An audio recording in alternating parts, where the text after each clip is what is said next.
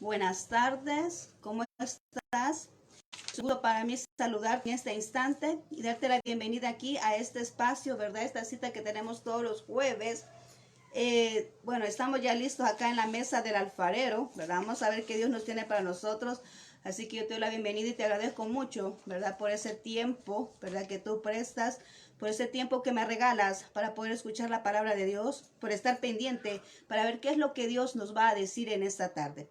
Así que te agradezco mucho tu atención, ¿verdad? Así que vamos a orar ahorita para que Dios venga y me controle de todo lo que vamos a expresar. Acompáñame. Bendito Señor, gracias, ya estamos aquí listos, dispuestos a compartir tu palabra, Señor. Te pido que seas tú, Señor, tocando los corazones de las personas que van a escuchar mi voz, que esta palabra que viene de parte de ti, Señor, pueda dar los resultados correctos, los que tú anhelas, Señor, para que hayan cambios en tu iglesia y en cada persona. Gracias, Cristo Jesús. Amén y amén. Muy bien, en las manos del alfarero. ¿Y qué es lo que acontece, verdad, en las manos del alfarero? Recordamos allá en Génesis capítulo 18 que vemos esa narrativa, ¿verdad?, referente a lo que es el alfarero, y habla ahí referente a que Dios manda a Jeremías, al profeta Jeremías, a donde es el alfarero, ¿verdad? Y hay algo bien curioso ahí en ese punto, ¿verdad?, donde dice que la vasija que Dios tenía, el alfarero tenía en sus manos, ¿verdad? El alfarero tenía en sus manos, se echó a perder y vino e hizo otra, ¿verdad? Entonces, de acuerdo le pareció a él, dice ahí la palabra de Dios. Nosotros hacemos esa analogía con nuestro Señor, ¿verdad? Nuestro Dios, que es el que nos creó a nosotros, ¿verdad? Y cuando nosotros venimos a la mesa del alfarero, lo que acontece es que Él va limando, ¿verdad?, aquello que está incorrecto, va quitando aquellas situaciones que son desagradables, aquello que no funciona, aquello que nos detiene para poder cumplir la voluntad perfecta de Dios, aquello que no nos hace ver bien. Dios viene quitándolo, ¿verdad? Para que podamos ser esas personas correctas, ¿verdad? Agradables ante los ojos de Dios y haciendo lo correcto. Así que ahora vamos a hablar, ¿verdad?, un tema, y es, ¿verdad? Se llama, el tema que le hemos puesto a esta reflexión es la potestad de la obra de Dios, la potestad de la obra de Dios. Y vamos a irnos a Romanos 9:20, ¿verdad? Quiero que me acompañe, Romanos 9:20, y vamos a leer ahí referente a ciertos puntos que Dios me mostraba acá de lo que es la hechura de ciertos vasos. Vamos a irnos acá, Romanos 9:20, dice así: mas antes, oh hombre, ¿quién eres tú para que alterques con Dios? Dirá el vaso de barro al que lo formó: ¿por qué me has hecho así? ¿O no tiene potestad el alfarero sobre el barro para hacer de la misma masa un vaso para honra y otro para deshonra? Mira, me llama mucho la atención esto. Cuando yo leo esta porción bíblica donde dice él: y tú, hombre, ¿por qué altercas contra el hacedor, contra el alfarero? ¿Verdad? Me da la idea y la impresión a mí de un Dios soberano, de un Dios que tiene toda la potestad de hacer como Él quiere, de tomar esas decisiones sobre las personas como Él se le antoja, ¿verdad? Entonces estamos viendo un Dios soberano, que Él nos hizo a cada uno de nosotros de la manera que Él quiso hacernos, ¿verdad? Nosotros somos tanto por fuera como por dentro, según el diseño que Él nos ha querido dar a cada uno de nosotros. Todos somos diferentes, no todos tenemos o sea, no todos somos como haciendo lo mismo, ¿verdad? Ni tenemos el mismo físico, ni el mismo color, todos somos distintos, hay variedad en nosotros. Pero Dios fue el que nos hizo así, nos hizo seres únicos. Mira qué maravilloso, nos hizo seres únicos. Entonces es Dios a quien se le ocurre, por decirlo así, ¿verdad? Quien tiene toda la potestad de poder decidir, de poder hacer. Y me llama mucho la atención que dice aquí: mas antes, oh hombres, ¿quién eres tú para que alterques con Dios? ¿Quiénes somos nosotros? Me da la idea esta de que quiénes somos nosotros para poder decir: Señor, ¿y por qué tú decides esto? Señor, ¿por qué tú quieres que suceda esto? Señor, ¿por qué me hiciste de esa manera? Señor, ¿por qué me envías a tal lugar? Porque Él tiene el control de todas las cosas, ¿verdad? Él sabe perfectamente por qué hace lo que hace y por qué nos hizo a nosotros de la manera que nos hizo y por qué nos colocó a nosotros ese equipaje, cada quien por individual, ¿verdad? Cada quien le hizo su equipaje por separado, ¿verdad? Porque Dios lo quiso hacer de esa manera. Cada uno tenemos un propósito diferente y cada uno tenemos un equipaje distinto. Cada quien tiene un ministerio diferente y Dios viene tomando decisiones y muchas veces nosotros cometemos un grave error. Y es que venimos cuestionando todo lo que Dios quiere. Venimos interfiriendo en los planes de Dios para nuestra vida, ¿verdad? Cuando Dios realmente hace todo perfecto. Dios no falla, Dios no se equivoca. Él es el dueño del plan. Él es el dueño del plan que tú y yo estamos ahorita realizando aquí en este mundo. Todos somos parte de un plan, yo soy parte de un plan y el dueño, el propietario de ese plan es Él. Es nuestro Dios, ¿verdad? Jehová de los ejércitos. Entonces, Él es el dueño del plan, Él es el que sabe qué es lo que está haciendo y por qué nos ha hecho de esta manera. Anteriormente, en los versículos anteriores, está hablando acerca de aquel acontecimiento, ¿verdad? De Moisés y Faraón. ¿Te acuerdas que le dijo allá en la zarza que iba a endurecer el corazón de Faraón? Está explicando aquí que Él es el que ocasionó eso, ¿verdad? Es Dios quien quiso hacerlo así para mostrar su gloria, para mostrar su poder. Endureció el corazón de Faraón para que impidiera que Moisés se fuera con su pueblo, ¿verdad? Al desierto, ¿verdad? Cualquiera puede decir, bueno, ¿y por qué esa persona no accedió después de ver tantas proezas? No, es que Dios lo quería hacer así. Dios lo quería hacer así, tanto así que si tú ves el libro de Éxodo, ¿verdad? Que lo acabamos de leer hace días atrás, pero si tú te das cuenta en ese punto, cuando terminaron las 10 plagas, ¿verdad? Cuando fue la plaga de la 10ª plaga, la de la muerte de los primogénitos, Faraón dejó ir al pueblo. Pero ¿qué sucedió cuando ya estaba Moisés cerca del Mar Rojo? Dios le volvió a endurecer el corazón a Faraón para que lo persiguiera y fuera tras de Moisés con todo su ejército, ¿verdad? Porque había un Dios todavía que tenía Dios que derrotar en ese momento. Ahí había un Dios que era del Mar Rojo, que tenía Dios que derrotar. Por eso le endureció el corazón a Faraón para que fueran y provocar esa pelea.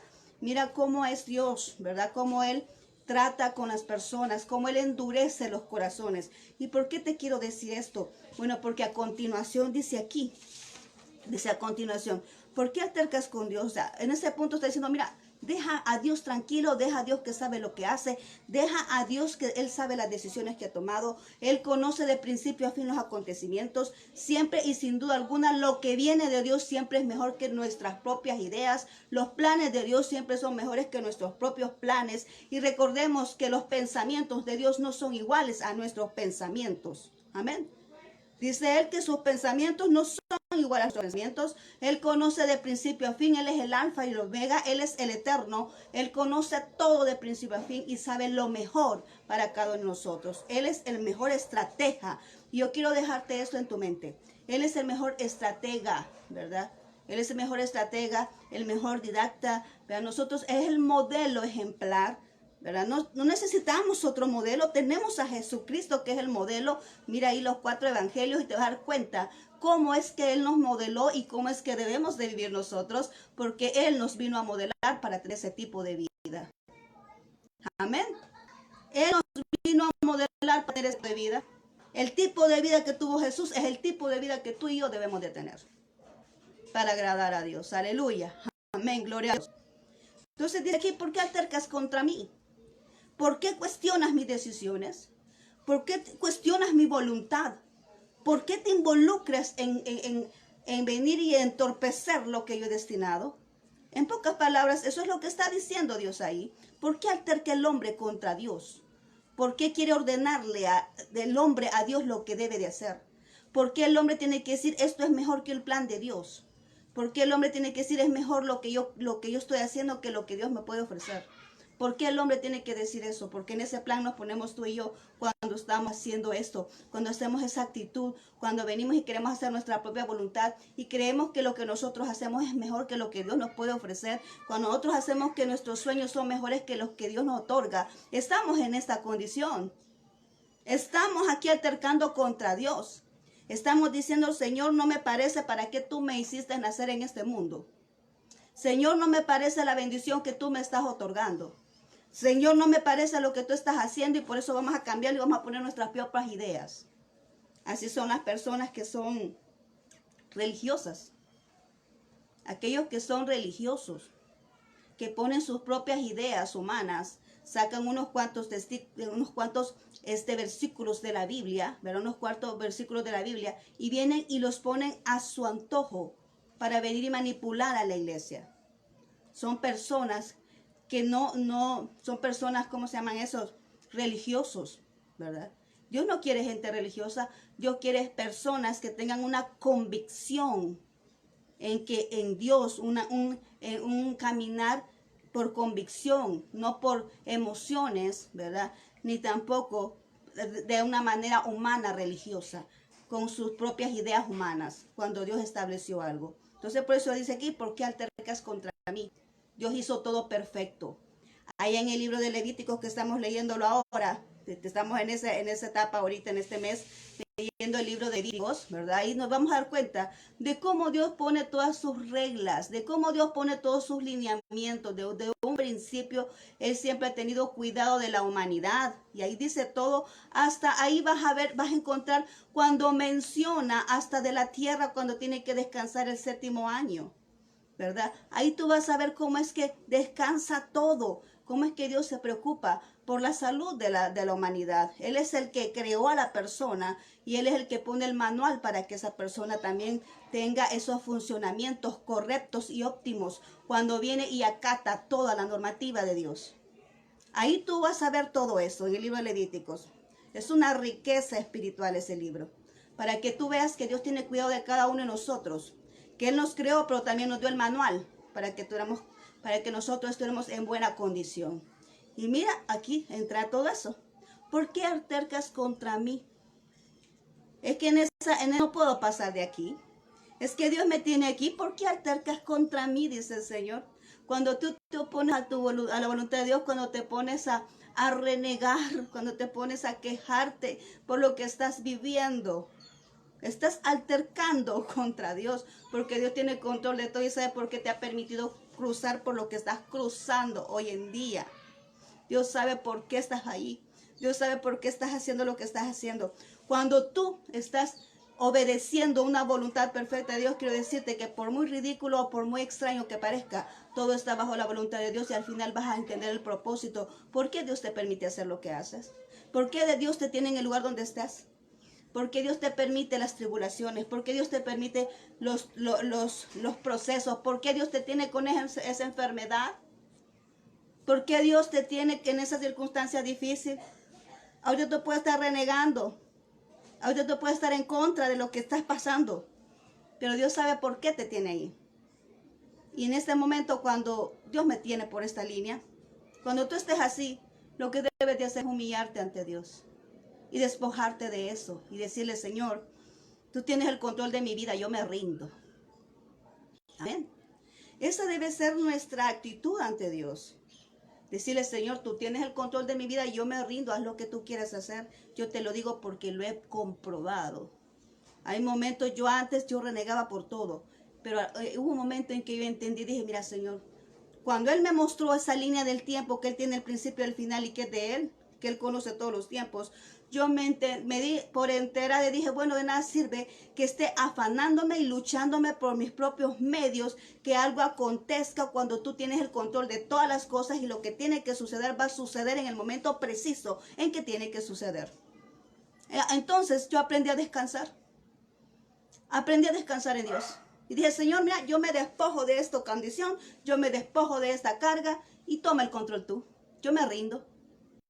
Desde entonces yo aprendí a descansar en Dios. En que a pesar de que todo esté con una gran tormenta, mira, yo mejor aprendí a descansar y dije, Señor, tú vas a ver qué vas a hacer con eso. Porque lo que yo no puedo hacer, Dios sí lo puede hacer. Entonces eso te digo ahora a ti. ¿Por qué altercas con Dios? ¿Por qué altercas con Dios? Cuando estamos pasando esos momentos difíciles, ¿por qué venimos y nos altercamos con Dios?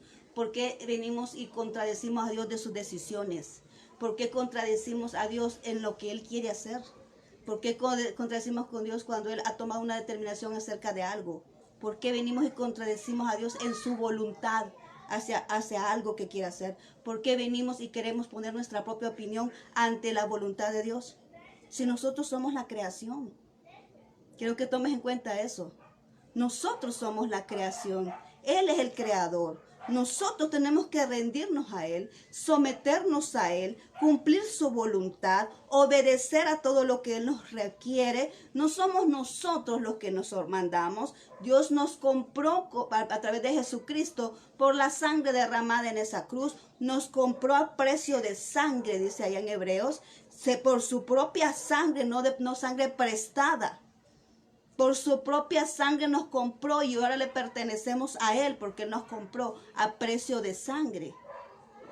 Entonces no vamos a hacer nuestra voluntad, vamos a hacer la voluntad de Dios porque Él es nuestro creador y Él es el que nos compró a precio de sangre. Le pertenecemos a Él. Entonces, ¿por qué altercar contra Dios?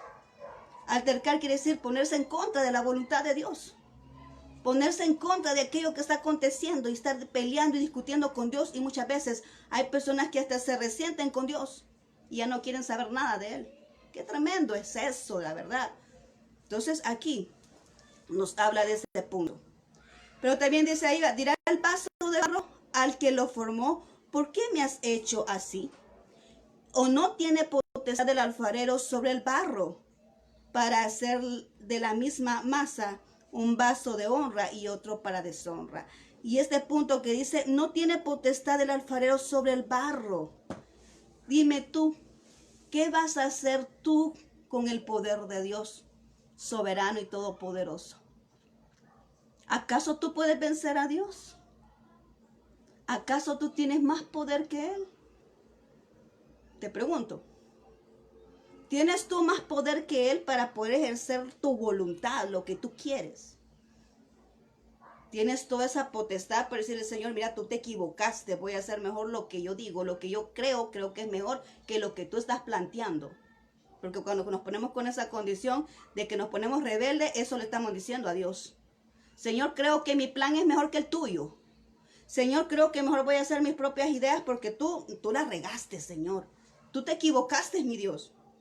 Eso estamos diciendo cuando nosotros venimos y nos ponemos esa condición de hacer nuestras propias decisiones, nuestra propia voluntad y dejamos a un lado lo de Dios. Lo que Dios quiere hacer, no le tomamos importancia, no le tomamos relevancia. Y eso es lo que estamos haciendo, diciéndole, Señor, tú no importas. Señor, lo que tú dices no sirve, no funciona, no estoy de acuerdo. Entonces dice aquí, Él tiene toda la potestad. Mira cómo es un alfarero en las manos del alfarero en una masa de barro. ¿Acaso en ese momento el barro puede decir algo al alfarero? El alfarero lo moldea a su antojo. El alfarero lo amasa y hace como sea con esa masa, con ese barro, hasta darle figura a lo que él quiere en ese momento. No es el barro el que se adopta su forma. Es el alfarero que lo agarra y lo estira y lo moldea y lo hace a su antojo hasta que venir y obtener la vasija que él quiere. Y así somos tú y yo en las manos de Dios. Él nos toma, Él nos hace como Él quiere para venir a obtener ese propósito que nosotros somos esas personas idóneas para lo que Él ha dispuesto en nuestras vidas. Y nosotros venimos y discutimos y venimos. ¿Y qué pasa con eso? Cuando venimos y nos oponemos, atrasamos el proceso, atrasamos el propósito, atrasamos todo. Porque queremos hacer nuestra voluntad y no la de Dios. Otra cosa que hay aquí que he visto es que dice, ¿acaso no puede ser de la misma masa? O sea, de lo mismo. De la misma masa, dice aquí, hizo vasos de honra y vasos de deshonra. Y aquí vamos a otra cosa. Vasos de honra y vasos de deshonra. Y aunque en el mismo capítulo he encontrado 3 tipos de vasos, dice ahí que es uno el de honra. ¿Y qué hace ese de honra? Dice que glorifica el nombre de Dios. Y eso de glorificar el nombre de Dios significa el testimonio. Honrar es algo que habla bien de alguien. Honrar es venir y darle lugar y posición a alguien que le corresponde. Honrar, ¿verdad? Es enaltecer a una persona por lo que hace. Es gratitud a esa persona por lo que hace. Esa es honra, es reconocer que esa fuente es buena, es reconocerle que esa fuente es aceptable y es honra, darle el honor, es darle el lugar que le corresponde a algo o a alguien. Dice aquí que hizo él vasos de honra, que son aquellos que son los que dan buen testimonio de Dios, que son aquellos que han decidido llevar una vida intachable ante sus ojos, una vida de santidad, aquellos que vienen y se apartan, aquellos que se limitan a hacer su propia voluntad para cumplir la voluntad de Dios, aquellos que se han atrevido a renunciar a su propia vida para hacer el plan, para desarrollar y ejecutar el plan perfecto de Dios, aquellos que, ¿verdad?, están dispuestos y sometidos, dependiendo de la voluntad de Dios. Son los vasos de honra. Aquellos que no dejan en mal nombre a Dios, ¿verdad? Aquellos que no hablan mal de Él, con su testimonio. Mira qué maravilloso. Pero también dice que están los vasos de deshonra. Y qué tremendo es esto. Porque según el versículo o el capítulo está hablando de Faraón. Faraón no se endureció el corazón porque tenía ganas de endurecerlo o porque él quiso endurecerlo. No, fue Dios quien lo endureció. Y mira qué tremendo es porque él dice que hizo vasos de deshonra. Eso quiere decir que hay personas que se levantan en nuestra contra, no porque ellos quieren, sino porque Dios lo permite. Pero qué tremendo es eso, porque dice que son vasos de deshonra que están destinados para destrucción. O sea, son personas que se levantan a hacer el mal, que Dios los hizo para hacer el mal, pero que están destinados a ser destruidos.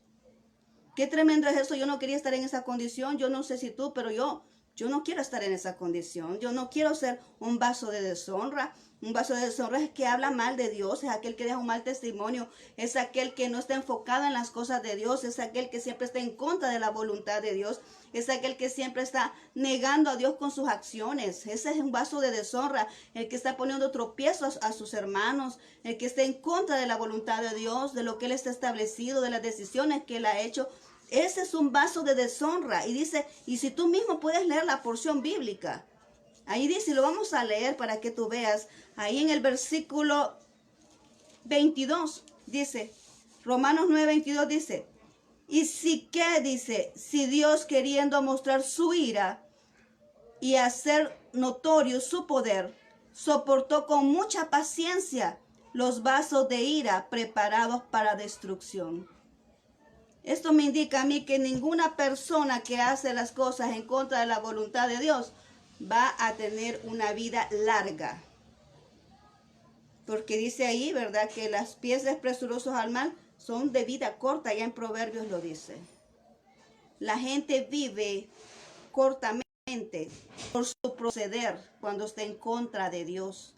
Qué tremendo es un vaso que está preparado para la ira, para venir. Si es cierto, Dios aprovecha ese momento y lo veo allá, y esto siempre lo pongo con ejemplo, cuando veo allá este pueblo, ¿verdad?, de Israel, allá en Jeremías, ¿verdad?, cuando este profeta les estuvo advirtiendo que se acercaran a Dios, que por qué se olvidaron de Dios, porque ese era el punto específico que Dios les decía. ¿Y por qué te olvidaste de mí? ¿Por qué se olvidaron cuando los rescaté de Egipto? ¿Por qué se olvidaron de las proezas que hice en el desierto? Eso es lo que estaba diciendo nuestro Dios ahí, y mandó al profeta para que ellos se arrepintieran y volvieran a Él, ¿verdad?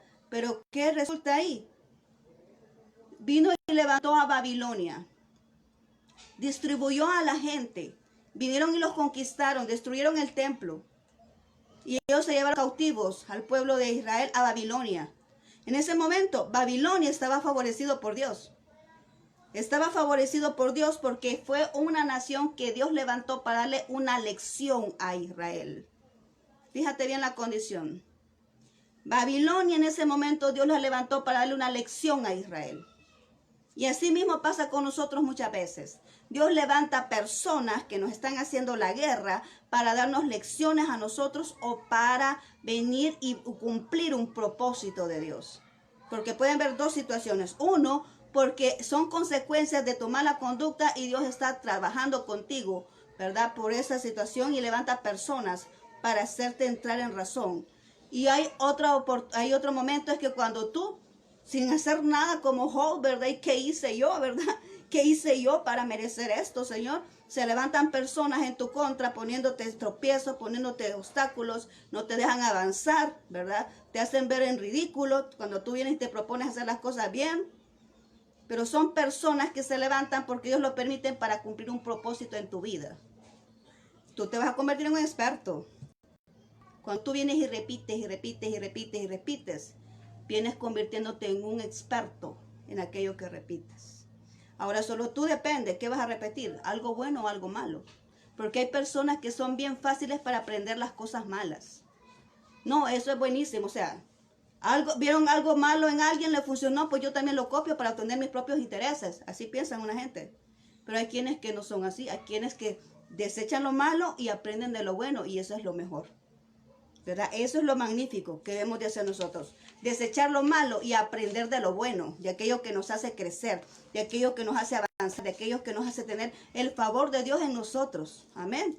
Entonces dice aquí, hay vasos de deshonra.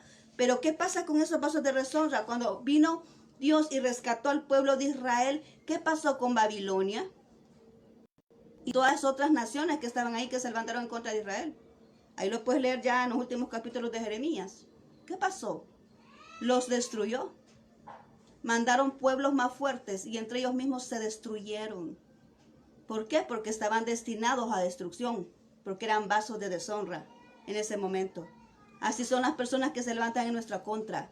Son vasos de deshonra que están dispuestos a su destrucción. Eso a mí me da la idea de que nadie puede venir a saludar con sombrero ajeno. Cuando tú vienes y le quitas la oportunidad a alguien de crecer, tú vas a glorificarte en ese momento, claro que sí. Con un sombrero ajeno vas a saludar. Tú vas a estar ahí tranquilo, disfrutando del trabajo de otro, recibiendo tú tus propios frutos del trabajo de otro, pero eso se va a hacer como humo. Porque no hay nada mejor que aquella persona que produce. La persona que produce siempre tiene para dar. Da y Dios le da más. La gente comparte y Dios le da más. Pero la gente que está esperanzada que produzca para poder tener, para poder brillar con el trabajo de otro, esa persona es un vaso de deshonra, porque está deshonrando a Dios, haciendo una actitud que no es correcta, y eso está supuesto a desaparecer. Hay personas que van a quedar en ridículo, es la palabra que me está poniendo ahorita, mil disculpas. Hay personas que van a quedar en ridículo, no porque alguien los exponga, sino porque ellos mismos con sus propias bocas y con sus propias actitudes, Dios va a permitir que queden en ridículo, que expongan lo que está aconteciendo con sus vidas. Porque están haciendo el mal a otro que tiene todo el derecho, a otro que está haciendo las cosas correctas, a otro que está haciendo la voluntad de Dios, la voluntad perfecta de Dios. Y quiero decirte, ante los ojos humanos nos podemos esconder, pero ante los ojos de Dios no nos escondemos nunca. Y es más, antes de que tú vengas y hagas el mal a otro, Dios ya conoce lo que pensaste en tu corazón, lo que tú ingeniaste, el plan que hiciste para dañar a otro. Dios lo conoce y tú no te puedes esconder de los ojos de Dios. Cuando eres una persona que te conviertes en un vaso de deshonra. ¿Por qué estamos hablando de esto? Porque Dios permitió, esto está hablando de Faraón, que en este caso él es el vaso de deshonra. Pero esa historia no se tiene por qué volver a repetir. Máximo cuando nosotros conocemos a Dios. Cuando hemos recibido a Jesús en nuestro corazón, no se tiene por qué volver a repetir esa historia. Porque si tenemos a Jesús en nuestro corazón, tenemos que ser personas distintas, personas diferentes, personas que muestran el amor de Dios que tiene en su interior, personas que óyeme, si tú eres un hijo de Dios, tú debes de ponerte feliz, gozoso de que se comparta la palabra de Dios. Lo que pasa es que hay muchos que se molestan porque no les gusta que le mencionen su error. Y muchas veces uno habla aquí y uno ni está pensando en nadie. Dios pone las palabras en su boca y qué tal aquel que está escuchando, a él le cayó la palabra y dice, conmigo tiene contra esa mujer, yo le voy a hacer la guerra. Y uno ni siquiera sabe de qué está viviendo. Pues así acontece. El Espíritu Santo pone las palabras en la boca de las personas para que su iglesia sea edificada. Y Dios ahora quiere que tú sepas esto, que así como hay vasos de honra, hay también vasos de deshonra, que son los que ponen en mal el nombre de Jesús, dando mal testimonio a aquellas personas que sí merecen estar dentro de los caminos de Dios, pero que no lo hacen. ¿Por qué? Porque hay vasos de deshonra, que no permiten que el evangelio se expanda, que no permiten que la palabra de Dios venga y llegue hasta las demás personas, que no permiten con su testimonio que las personas quieran venir y formar parte de un evangelio. Dan mal nombre al evangelio. Esos son vasos de deshonra que están destinados a destrucción. No por nadie, sino por ellos mismos. Como dice allá en Salmo 27, en su propia red van a caer. Ahí dice el Salmo 27, léelo. En su propia red son los que caen. ¿Por qué? Porque Dios así lo permite. Ahora bien, no estamos llamados a ser vasos de deshonra, estamos llamados a ser vasos de honra. Pero también hay otro tipo de vasos que me llama mucho la atención y es vasos de misericordia. ¿Y cuáles son esos vasos de misericordia? Y lo vamos a leer aquí, así textualmente como dice. Dice aquí en el 23, y para hacer notorias las riquezas de su gloria, las mostró para con los vasos de misericordia que él preparó de antemano para gloria, a los cuales también ha llamado esto es a nosotros, no solo a los judíos, sino también a los gentiles. O sea, él hizo vasos de misericordia. O sea, hay vasos de misericordia que son para mostrar el favor de Dios para con nosotros. Verá, aquí está hablando en este momento de aquellos que traen el evangelio, de aquellos que dan la oportunidad, ¿verdad?, a otro para venir. Dice aquí que el favor está no solo para los judíos, sino también para los gentiles, ¿verdad? Son los vasos los vasos de misericordia, dice, ¿verdad? Para hacer notorias las riquezas de su gloria, les mostró con los vasos de misericordia. ¿Por qué misericordia? Porque después de venir de un momento caótico, ¿verdad?, donde había una destrucción, Dios mostró esa misericordia allá en el pueblo de Israel, en el momento, ¿verdad?, en que se fueron en cautiverio. Dios mostró esa misericordia para ese pueblo, otorgándoles otra oportunidad. Asimismo, Dios nos otorga a nosotros otra oportunidad. Dios te dice, hoy te da otra oportunidad cuando has reconocido que has fallado, cuando has reconocido que tu conducta no ha sido la correcta. Dios te puede dar otra oportunidad. Ahora vamos aquí. Ahí nos podemos enlazar con un punto más que es el perdón y que me está viniendo a la mente acá. Es cierto, debemos de perdonar a las personas que nos hacen mal, pero eso no quiere decir que la relación va a continuar. Hay relaciones, amistades que no pueden continuar porque el daño ha sido muy fuerte y tal vez como te dijera, ese arrepentimiento no ha sido genuino. Hay personas que dicen perdóname, pero al momento están haciendo lo mismo, entonces no ha sido un arrepentimiento genuino. Entonces Dios aquí te perdona a ti, te da otra oportunidad, pero hay cosas en tu vida que van a tener que cambiar. Hay cosas en tu vida que van a ser diferentes, porque vas a tener que comenzar de nuevo, porque fallaste a Dios. Pero Él te da otra oportunidad para que puedas venir a enmendar el error y avanzar en lo que Dios ha destinado para tu vida. ¿Por qué? Porque tiene misericordia para contigo, porque te perdona de todo lo que has hecho. Entonces, aquí están ese tipo de vasos. Yo te pregunto ahora, ¿cuál vaso es el que tú quieres hacer o con cuál te identificas? ¿Verdad? ¿Con cuál te identificas? Yo te invito a que nos convirtamos en esos vasos de honra, en aquellos en los cuales Dios se sienta orgulloso de cada uno de nosotros, en aquellos en que nosotros venimos y nos sentimos orgullosos de lo que conocemos y compartimos con otros lo que es el mensaje de salvación, lo que venimos y tenemos ese testimonio bueno para las demás personas. Y cuando hablo de testimonio, no estoy hablando de apariencias. No estoy hablando de apariencia porque, mira, yo me he dado sorpresas. Hay muchas personas, ¿verdad?, que he visto en su exterior puro ángel, pero cuando hay un problemita, ahí se nota lo que está en su interior, ¿verdad? O sea, no, su exterior no me dice a mí nada, ¿verdad? No, que su interior, dice, los frutos del Espíritu se dan ¿a dónde? En su interior. Qué bueno es cuando a una persona le hablan bien de otro, y así es cuando nosotros nos convertimos en hijos de honra hablamos bien de Dios. Qué bueno es cuando los padres de familia tienen sus hijos y les dicen, mire, su hijo es bien portado. Bueno, a mí en lo particular nunca me han dado una mala noticia de mis hijos. Yo me siento orgullosa de mis hijos, porque desde que eran pequeños han sido jóvenes excelentes, alumnos excelentes, niños excelentes. Nunca me llamó la maestra para decir, mire, su hijo se comportó mal, mire, su hijo tiene mala conducta, mire, su hijo no trajo la tarea. Nunca me llamaron a mí al colegio. Mis hijos tenían una conducta ejemplar, porque siempre yo les recalqué la palabra de Dios. Tienen un fundamento bíblico. Ahora ellos son hombres, ¿verdad?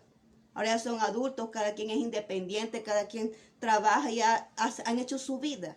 Ya son personas independientes de mí, pero tienen ese fruto de la palabra de Dios, tienen ese fundamento de la palabra de Dios que se les recalcó desde su niñez porque ellos nacieron en el cristianismo, ¿verdad? Mira qué diferencia es cuando alguien viene y le llama a un padre de familia para decirle, mire, su hijo está con mala conducta. Qué difícil es eso. Y así mismo es Dios. Cuando nos ve a nosotros actuando mal, así mismo se siente Dios cuando ve a sus hijos actuando mal. Pero qué diferencia es que Dios se siente orgulloso de ti y de mí, ¿verdad? Que se siente orgulloso de ti y de mí, porque aunque nos cueste, aunque estemos luchando y nos estemos esforzando por tener una conducta correcta, una conducta íntegra ante Dios, Dios lo ve. Dios ve tu lucha, Dios ve tu esfuerzo y créemelo que te lo va a recompensar.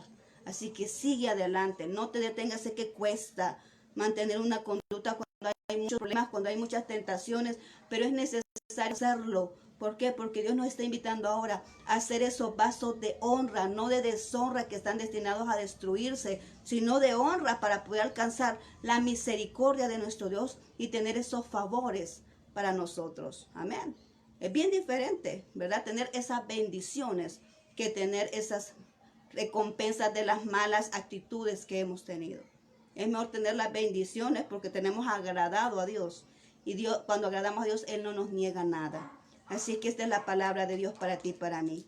En las manos del alfarero, Él quiere que nosotros seamos esos vasos de honra y no de deshonra, que ponen en alto el nombre de nuestro Dios. Así es que vamos a orar en este instante. Acompáñame.